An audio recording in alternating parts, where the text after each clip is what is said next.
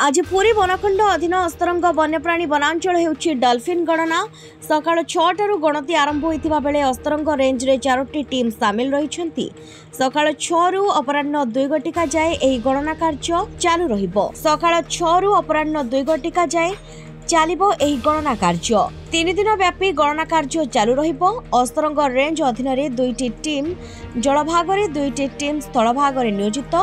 देवी मुहाण ठारू गंगा देवी ठारू जहानिया डालुकणी और डालुकणी केरुणी मुहाण पर्यंत गणना जारी रही।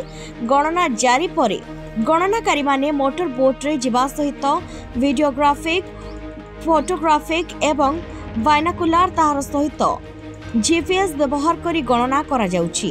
वन विभाग डॉल्फिन विशेषज्ञ एवं स्वेच्छासेवी सामिल होइछन्ति। गणति समय रे डंगा और टूरिस्ट लॉन्च बंद रहिबो बोली कुहा जाइछि।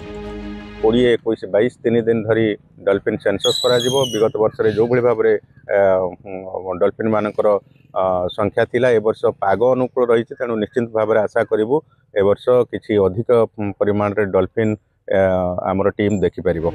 कागतपुर रो मलय बेहरांक रिपोर्ट संचार लाइव।